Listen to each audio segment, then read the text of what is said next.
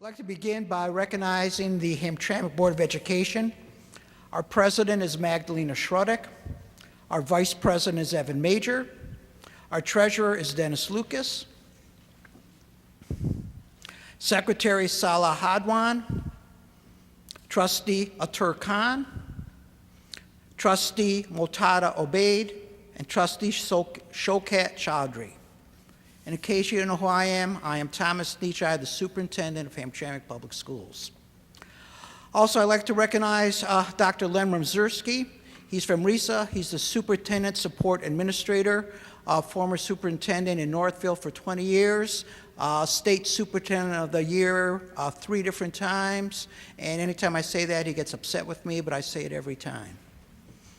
Also like to recognize Russ Robinson from Wayne RISA, who's been working with us forever. Also, I'd like to recognize some city officials. The mayor of the city of Hamtramck is Karen Majewski. The interim city manager is Catherine Angerer. City council, Anamia, who's a mayor pro tem. Andrea Karpinski, Abdul Musa, Saad Al-Masmari, Ian Parada, Feldel, El Marsumi. And you're saying to yourself, well, why are you introducing the city council and the mayor? You never do before. The reason I'm doing it is because the Hamtramck Board of Education and the city of Hamtramck have joined forces. We had a joint city council Board of Education meeting in December. We're going to have other ones as issues come up within the city and the school district where we can work together and cooperate. We are going to do that. It's a very exciting project, one that will benefit both the city of Hamtramck, the residents in Hamtramck Public Schools. Okay. You should have 3 documents with you. You should have the PowerPoint presentation, a copy of the draft goals, and some talking points about a finance study. You'll receive everyone district-wide will receive an electronic copy of the PowerPoint tomorrow morning. Welcome. Our State of the District report today is filled with good news about our students and about the great work being done by our talented district staff, with the support of parents, the integration of our community into the school, and the partnership of Wayne RISA. The draft goals for 17-18. Let me also say that on Tuesday, January the 30th, the Board of Education will be working in a study session with the guidance of Dr. Mzurski to finalize these goals. But the overarching goal is all students will successfully complete each grade level and or course taken demonstrating proficiency on local, state, and national assessments. Those of you that were with us last year, staff members, you may recall me coming around to your building and going through all the district goals. That will happen again this year.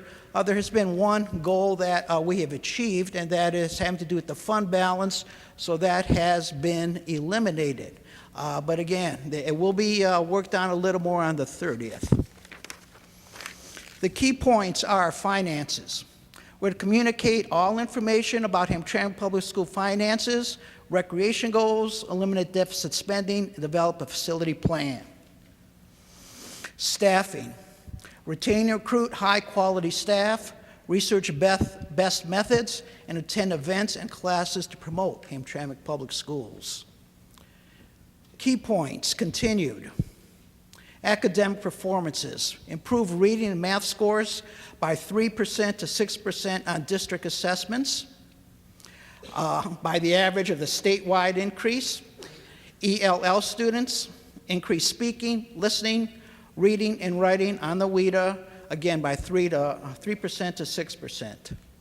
Youth voices included in all school improvement plans and the district improvement plan. That's just a shortened form of the draft district plans. At this time, I'd like to introduce Michelle Cook, the Hamtramck Federation President and HPS partner. Good afternoon. I was asked to speak today on the state of the district, and I was trying to think of which way to look at it. We've all been going through a lot of changes in Hamtramck Public Schools and a lot of new things that we're implementing, and I've seen our district go through hard times, and it seems that we're on the upswing in a lot of ways.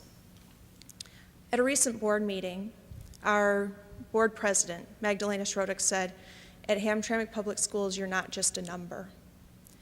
And I think that as we go through all of these changes, that we need to keep that firmly in mind. So we can look at data points, and we can look at test scores, and we can look at all of these things that we can graph and make charts.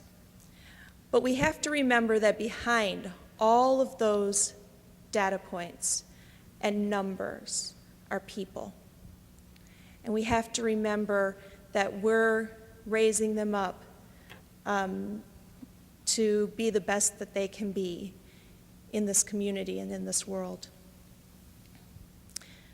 So I want us to think about that children learn what they live. And as we are all grappling with all of the new things that we're trying to put in place and learning new strategies and coming to terms with different ways that we're doing things, I'd like for them to see us treat each other with kindness and encouragement, because when they see us striving and working together and helping each other, it will help them to understand that they should help each other, and with all of the different things that they struggle with. And let's make Hamtramck Public Schools such an inspiring place to work that our children can't help but be inspired by us. Thank you.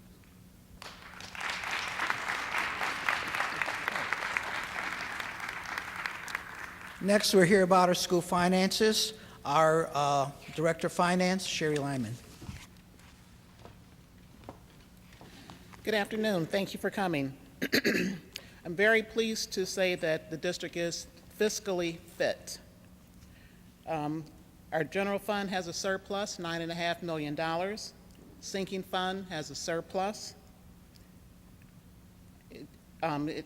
Surplus is $380,000 beginning this year, and that generates about $750,000 that we're able to use to repair and upgrade our buildings. Cafeteria began the year with a $960,000 surplus, and the excess surplus that we have in the cafeteria fund we've been using to upgrade our kitchens. Recreation fund has a tight budget. Their major source of revenue for the recreation fund is taxes. They don't really see any increases in their funding each year. So the past few years they've been operating in a deficit budget, but they do still have a surplus of $830,000. They've been making a lot of progress in reducing their spending, and we've gotten that under control. Long-term fiscal stability and sustainability. If we don't have money, the district can't operate, so that's got to be our number one goal financially. The general fund is our operating fund of the districts. That's where we get the money to pay for paying the teachers and paying all of the bills. It's our largest fund. Our revenue in the general fund is about $35 million a year. We began this year with $9.5 million surplus. 29%, our fund balance is 29% of expenditures. The board expects, and it's in board policy, that we'll maintain a minimum of 15% fund balance, and we're at 29%. After some expenditures this year, including buying a new building, we're estimating now that we're going to end this year with about a 20% fund balance, so we're still in really good shape. We don't do any borrowing. We are fiscally responsible. There's no debt that we have that we're going to be passing on to future students coming into the district. We're able to meet all of our district's needs. We can hire the staff that we need. We can pay them fairly. We've added more teachers to the district over the past few years, more support staff. We have paras that are in the classrooms now. We've made capital improvements. Our latest and greatest is the roof on the high school building. We've done a lot of repairs and upgrades. Roofs on just about all of our buildings now is complete. We've increased our technology spending, and we're able to purchase all of the supplies and equipment that we need. The district is responsible for about $43 million a year that comes into this district. And state law requires that we show how we're being accountable for that money. So looking at our performance, there's an independent audit that's done every year by an independent firm, and the results of that is, well, first of all, let me tell you that they look at every fund and make sure that we're managing each of the funds correctly, including the federal programs, and the results have been that we have an unmodified opinion, which is the highest opinion that you can get on an audit, and there's no audit findings. You can get an unmodified opinion and still have findings. The findings are things that would say, well, yeah, you're doing everything, you're responsible for the money, but there's some things that you need to do better. We've had no findings. How are we managing the money? Well, if you look at the chart that's below, you'll see that our general fund percent of expenditures is 29%, compared to our peers, which are districts with 3,000 to 3,499 students. In 15-16, our peers were at 10.4%. Statewide, including Detroit, that percentage was 8.87%, and excluding Detroit statewide, 11.5%. We're at 29%. The next chart here shows a 5-year history of our fund balance. If you look at the first block there, 2013, you'll see that the district was deficit, $3.4 million. And if you go back a couple years before that, we were at $6.5 million deficit back in 2010.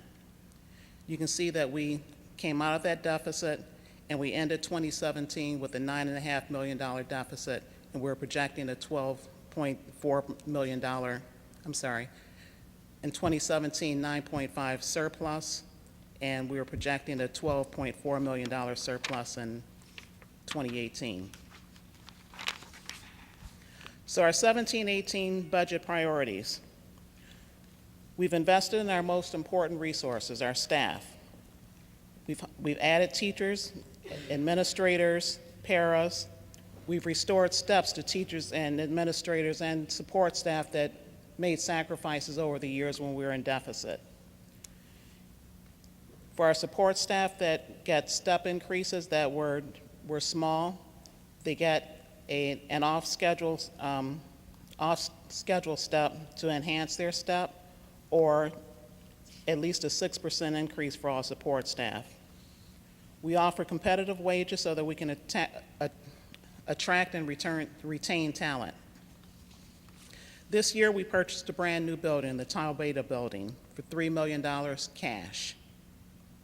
We've hired staff for that building. We still have a few more to go, but we're going to make sure that that building is completely staffed. And we had to completely furnish and equip the building. It was literally a vacant building that we took over. We purchased new reading curriculum, $400,000 for MESA units. We've improved our EL services, adding staff, support staff, materials, and equipment. We've made capital improvements. Again, the high school roof, $1.3 million for that roof. We're replacing boilers and making other repairs district-wide. Technology, we've invested in technology. New phone system this year. Every classroom has soft phones so that if there's an emergency, teachers are able to have a phone to make contact with the outside. Excuse me. Our fund balance is high, and it's hard to resist the urge to say that when we need things, let's just buy it, we've got the money. Let's just do it, we've got the money. But we have to resist that urge because things can change very quickly. 77% of our funding comes from the state of Michigan. Our foundation allowance, or our per pupil allowance, is $7,631 per student. Out of the 33 Wayne County districts, 25 districts receive a higher foundation allowance than we do. We have very little control over our funding. The governor and legislatures determine the increases or decreases. And I watched the governor's State of the State address last night, and he promised that he's going to put money into operating budget for districts, and he's going to give districts the highest per pupil allowance that they've had in the last 15 years. And that's great. But what he didn't mention was that they took $472 away from us just less than 10 years ago that we never got back. That's $1.5 million a year that Hamtramck has had to do without. So hopefully we'll see some of that come back. We also have to keep in mind that our funding is based on enrollment. So as enrollment goes down, our funding goes down. And there's some threats that are out there that's going to eat away at our fund balance. The third grade reading bill. Implementing that third grade reading bill is going to require us to defer some of our at-risk funding. And based on the requirements, we may have to use up to $1.8 million per year of that money for programs for third grade reading and career and college readiness. That's money that is going to be less that we'll have in the general fund that we're using for EL services, paras, and other support areas for students. There's cuts in federal funding being proposed. The President and Congress are moving forward with eliminating Title II, and that's going to be a loss of $450,000 per year for our district. Title II funding is used for training our teachers, professional development for teachers and all staff. Without that money, we're not going to be able to provide the same level of training for our teachers. And the training that we do provide will have to come out of general fund. So as you can see, that fund balance is not a number that we can play with. And to end, I just want to talk about a study that was just recently done. The results just came out last week. It was called the Funding Adequacy Study. And that study showed that it cost about $9,500 base cost to educate a student. Looking back up a few bullet points, we received $76.31. So we're $2,000 per student underfunded. And that does not include the cost of transporting students, feeding the students, special ed and EL services, and it does not include the cost of fully funding retirement. So our prescription for long-term financial longevities, we've got to set our priorities. We've got a lot of money right now, but we've got a lot of needs. We can do a lot of things, but the answer can't always be yes, and it won't always be no. We'll have to be careful. We've got to keep our eyes on the political climate, know who's pulling the purse strings. This is our governor's last year. We don't know, he's promising more money. We don't know who's going to come in after him. On the federal level, we know that they're not in our corner. We've got to plan accordingly. We have to budget conservatively, ultra conservatively, and we must adhere vigilantly to the board's policy for a minimum fund balance. We can never return to a deficit position again. Thank you.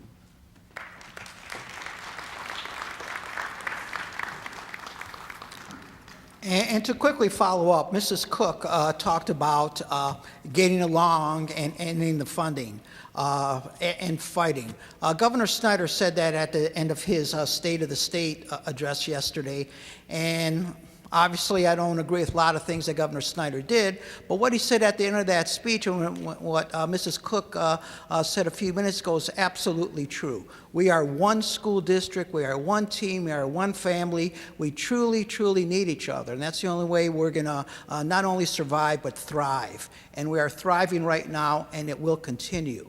And also, just to follow up on something that Mrs. Lyman said, when it comes to that Title II funding, the professional development, her and I will work long and hard to make sure that the training that we're providing now and starting up these programs that come from Wayne Risa recommended, they will continue. But again, $450,000 is an awful lot of money, but our pencils are sharp, our brains are working well, and we are going to make sure we do that. But we must be conservative with the money. 20,000 in 2011 is when we were at 6.5 million. That really in the hole. That's really not that long ago if you look at the big picture. But we will never ever get to that level again. That is a promise. Next, talk about the parent dashboard for school transparency. It's an easy-to-read website with a dashboard of information that includes nearly 20 different measures parents say are important. Two key areas for parents are data, and there are various kinds of data, scores, whole school performance, and performance with certain groups. Michigan Department of Education's parent dashboard shows that Hamtramck High School outperformed Warren Fitzgerald High School, Oakland and Frontier International Charters in 3 critical areas: proficiency on state tests, progress towards proficiency on state tests, and a number of students enrolled in college after high school. The high school in any school district is the flagship of the district. It's extremely important that our high school is successful. Please make sure to go to this website and check it out. I mean, Dickinson, East, Kosciuszko are doing extremely well. Holbrook and DW are on a path to improve, and we will continue to make success. That I promise you. Also, I want to mention, for example, when I talk about Fitzgerald, when I talk about Oakland Frontier, those are the schools that are actively trying to recruit our students in the local newspaper and various other ways. Another school that is talked about an awful lot by some of our families and some of our students is Cass Tech. And I'm going to stand here for you today, and I'm not going to tell you that Cass Tech is a bad school. It's not. It's a good school. But if you take a look at the data, you will see that Hamtramck High School isn't that far away, and Hamtramck High School isn't doing bad. So, for example, when it comes to performance, 35% of Cass Tech's high schools met the standard on the state test. Hamtramck High School was at 23%. It's not right up there. They're not, but it's closer than people I think believe. If you take a look at the percentage of students that go to college after high school, Cass Tech 80%, Hamtramck High School 79%. That says an awful lot. Please look it up. And again, Cass Tech, of course, is a good school, but Hamtramck High School is a great school, and it's getting better each and every day. Next, other academic performance facts. Our student performance data indicates that we're continuing to maintain and improve in core curriculum areas. Considering our demographics with large numbers of new English learners, we are outperforming other schools with similar demographics. That's the work of the teachers. That's the work of the administrators. It's extremely, extremely something that we are proud of, and that's across the whole district. Other academic points of pride, AP, you can read about it. We're competing well with the other districts in our AP programs. Student growth. These measures indicate the level of improvement from a starting point to an end point, and our students are progressing from 5 to 10% towards proficiency. 5 to 10% towards proficiency. We are definitely going there. Our things. When I say our things, I'm talking about the Board of Education, I'm talking about the students, and I'm talking about the parents. Our success has been possible because of the hard work of talented and committed teachers and administrators, the support of our parents, the integration of our community to the schools, and the technical support of Wayne Risa and the support of many, many others. We are truly a team here. We are truly a family. We need each other. Without that, we have nothing. With that, we have everything. We have success. This time, I'm going to talk a little more about the 3As, and our next speaker is Sharon Stream.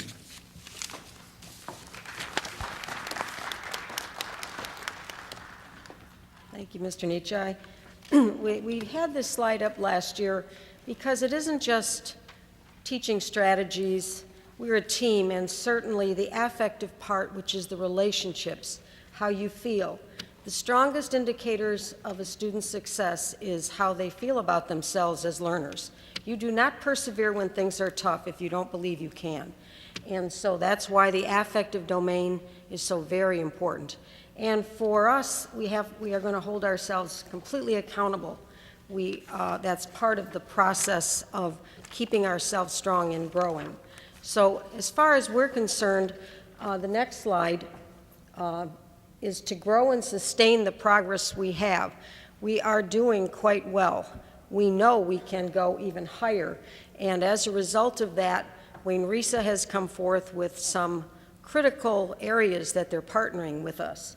And one of the areas that we're working on are councils, district-level councils, to investigate key areas. We have already established curriculum leadership councils called CLCs for English, that's writing, reading, literacy, and math. We are well on our way with our MESA units. We're forming an ELA secondary language program curriculum. I'm going to be meeting with them to really solidify our secondary, especially our high school English language arts curriculum. So we're well on the pathway of doing that. One of the critical things we have to do is to make sure that we're standing on each other's shoulders. Every grade level has to do certain things to give the knowledge and the skill and the understanding of a student to go to the next higher level. We have to align what came before us. We're always looking backward. And that's an important thing to align. We also have study teams that are going deeper into multi-tiered system of support, and Ms. Roby will be speaking on that. Positive behavior intervention system, a real pride point for us, and Ms. Roby will share that. We have a strong ELL program that Ms. Ahmed will be speaking about as well. The next slide. So we have English and math in place. Coming soon is social studies, and Mr. Robinson is helping us get that started rather quickly, and also science, the core curriculum. Then we're going to get into electives. We think we can go fast because some of our systems are in place to enable us to do that. Next. We really have to thank RISA for helping us to actually adopt a new curriculum. All change is not easy, but with their support and with your willingness to persevere during periods of change, I think we can make some critical leaps forward to the next level. So we thank them. We're also very proud that RISA and our team has formed a new council called the Cultural Competence Council, C3. The goal of that committee is to enable our students and school staff to interact productively and positively with those from different cultures. That goal requires that we all understand people from various cultures and communicate with each other positively and productively. We have a team of about 12 people going to intense training that RISA will be offering. We're going to be really working on that. We're also going to embed far more global and cultural knowledge in the curriculum so that that part of understanding comes through more deeply. And we're very excited. Our action plan is the professional development. We're going to invite families, students, and community to be part of this council so that this will be a community, student, staff council eventually. And our thanks to Virginia Winters for that. We really appreciate her help. We're extremely excited. Thank you.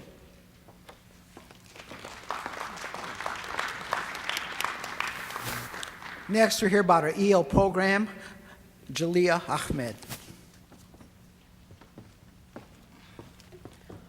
Good evening, and thank you everyone for taking the time from your day to be here with us. So, English learners.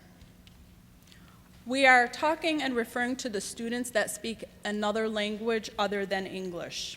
You may wonder, who are our English learners in our district? And what language groups do they make up? If you look at the first slide, the languages spoken at Hamtramck Public Schools, you'll see that the first language group is Arabic, with 1,412 students speaking and having that as a primary or home language. Following that is Bengali at 863. So that tells us a lot about the needs of our English learners. How many English learners are in our district? Our current student population is 3,096. From that, we have 2,444 ELs. So you're looking at about 80% of our student population being English learners. So how will we meet their needs? You have a whole list of how we will meet their needs.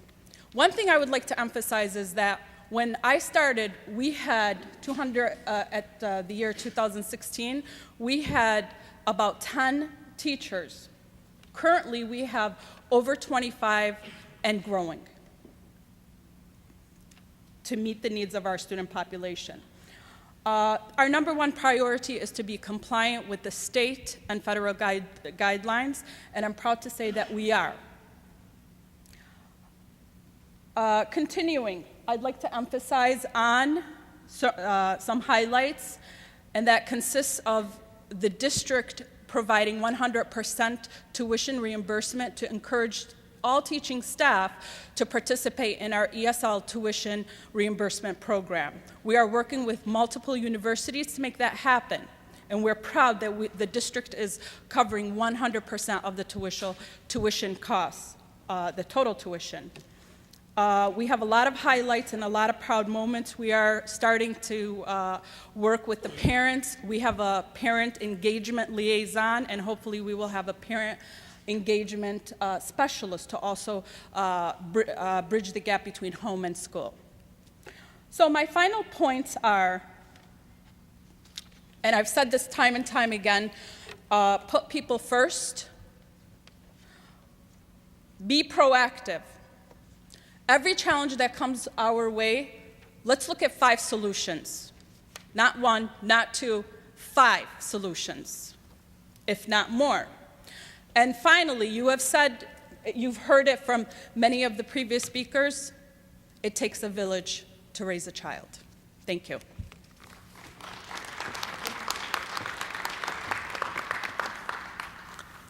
Just to emphasize the fine work that Mrs. Ahmed and her department is doing, and all teachers, I just want to bring to light Cass Tech again.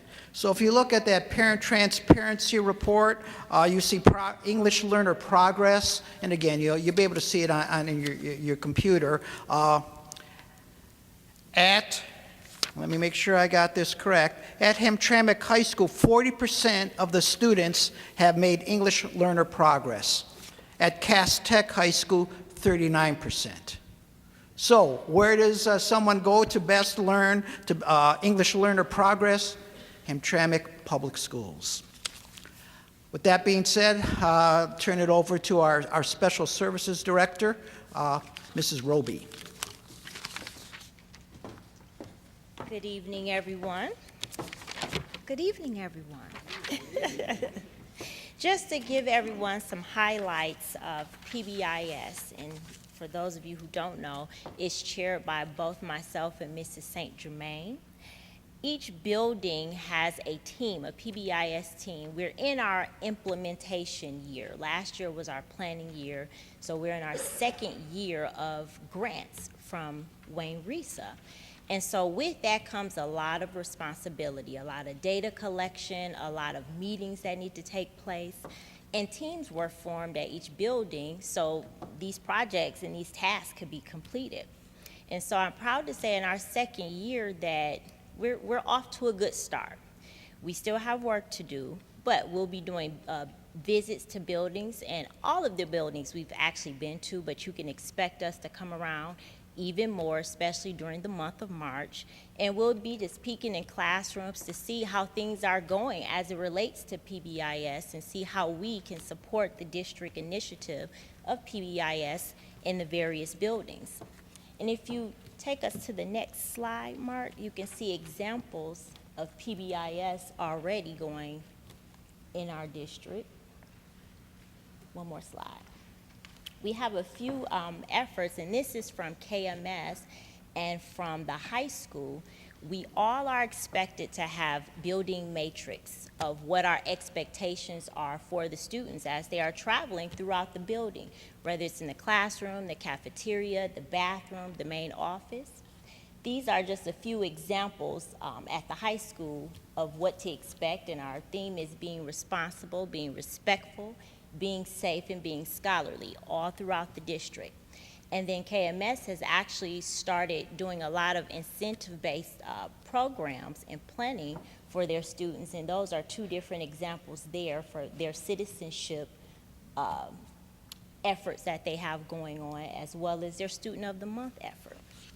And so overall for PBIS, we want to continue to have a mindset shift as to how we deal with discipline, whether it's little kids or whether it's the high school students. We really need to take a shift and take a positive approach. And so our focus for this school year is 4-to-1 opportunities to respond, as well as active supervision. And 4-to-1, just for those of you that don't know, for every one negative comment, you get 4 positive ones. And so we'll actually be doing a competition coming up for buildings to see who can do that best, 4-to-1.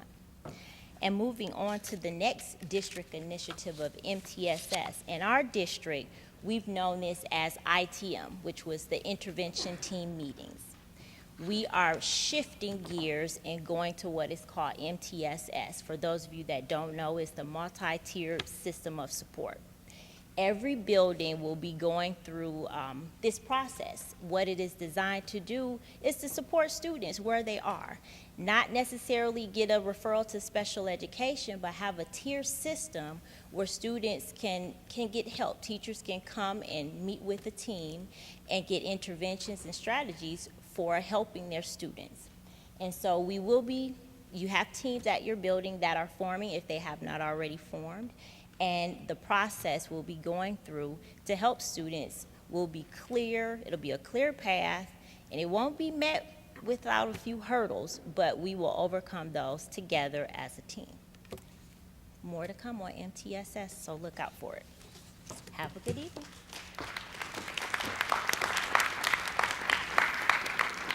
Thanks, Mrs. Roby. Next, we'll hear about the District Turnaround Network and the Blueprint. Laura Lisicki. Good evening. Thank you, Mr. Nichai. So the blueprint work, I think that you've heard a little bit about this, those of you that are in the district, but the District Turnaround Network is comprised of Wayne Risa Partnership, Mr. Robinson, along with central office administrators, our principals, and then we also do have some teacher representatives. So this slide here, this graphic, I think that especially if you've been in the district, you have seen this. I will in a couple slides talk about some of the components and focus on them a little bit, but I know through the communications committee, you have seen this several times, and I think almost every newsletter is going to at least have it so that you're starting to become more and more familiar with what the work is when we talk about the blueprint.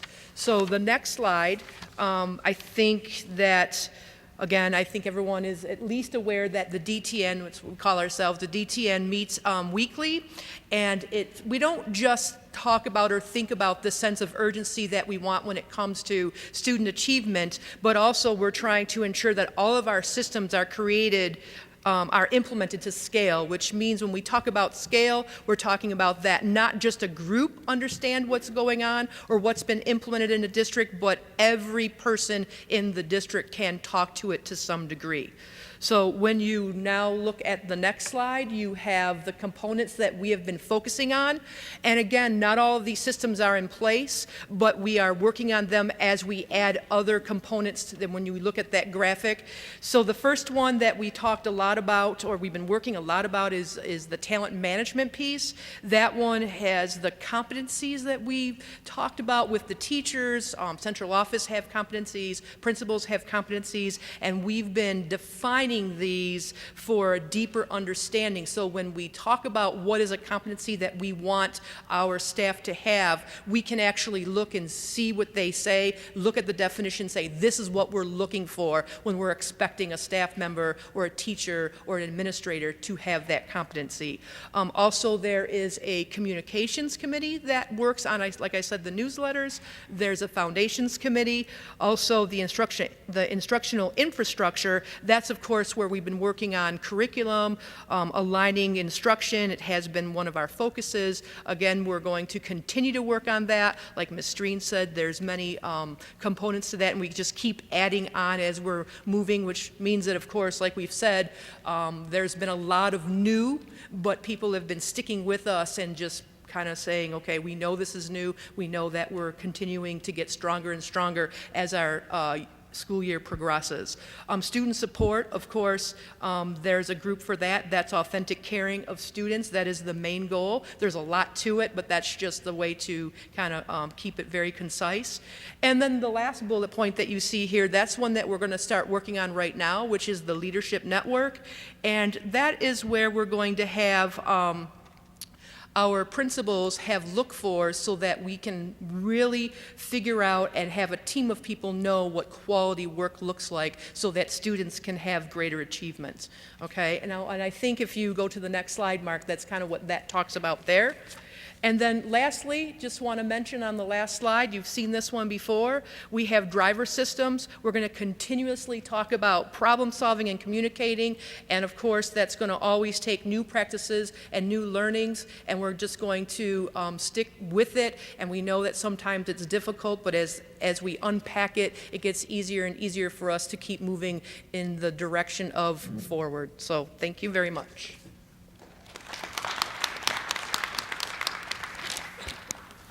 Thank you, Ms. Lisicki. As she said, all the administrators are on that team, meet every Monday. Also, I'd like to recognize John Rostak and Dale Nagel, two teachers that sit there every Monday, and also Nabil Naji.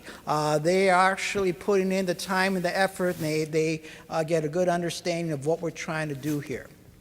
Before I close with just a little bit about Telbeta, I do want to emphasize a couple points. And that is, when we got off the priority list at Hamtramck High School, I had a teacher approach me and say, well, gee, this is fantastic. We did it. We're ready to go celebrate. And you know what? I don't think we need RESA anymore. You know what you're doing by yourself. And my comment is no, absolutely not. We can lose the district academically and financially, and we're not going to do it. The work is hard, the work is challenging, but we're going to support each other. I promise you that. We will support each other. We will help you. We're not going to ask any teacher or administrator to do something that myself or anyone else is not willing to do. We're all talented. We all have things that we're good at and things we need to improve on. And like everyone else, I'm a lifelong learner. I believe in it, and we're going to get better and better and better. When it comes to finances, 2011 truly was a nightmare. That's $6.5 million. And those of you that have been around for a long time, when it came to spending, and whether it was principals, teachers, parents, board members would come to me with, well, you know, we need, and I'd sit there and listen very patiently, very professionally. I think I was professionally, very courteously. But at the end, I only had one answer: no. And it paid off for us. Now, we're not going to automatically, I'm not automatically going to say yes. I'm going to very patiently and professionally listen and say maybe. because that money can get away from us very, very quickly. The academics can go real, real down. Warren Fitzgerald, a charter school, or anyone else can make us look awful bad academically. We're not going to let it happen. We're going to work hard. We're going to work as a team. We are successful, and we'll continue to be successful. And at the conclusion of this, I'm sure if you have the time and the energy, just talk a little bit to Dr. Mzerski, who spends a lot of time in Wayne County districts. He'll tell you about finances in Hamtramck and other districts, and also about academics. In closing, at 5:30, everyone here is invited to go to Talbeda School. It's located on Hanley Street between Gallagher and Joseph Campo. The numbers of students, it varies. It says 167. We think we have 161. We have other groups of students that we believe are coming. It's a very exciting time. It's a very exciting place to be. Please come see it. It's not completely finished.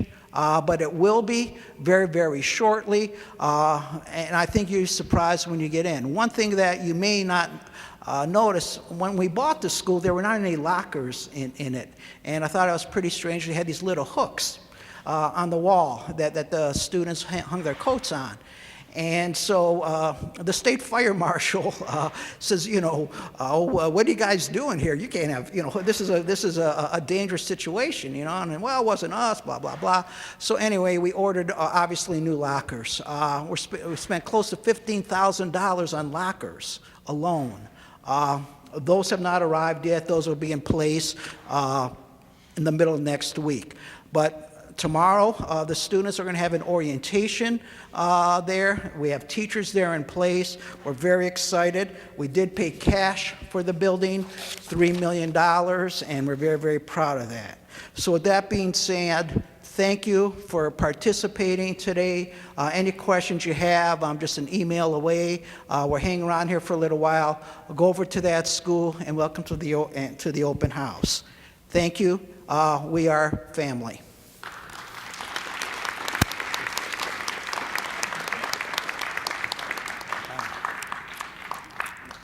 This has been videotaped. It'll be on our website tomorrow or the day after, and also the PowerPoint will be sent to everyone electronically.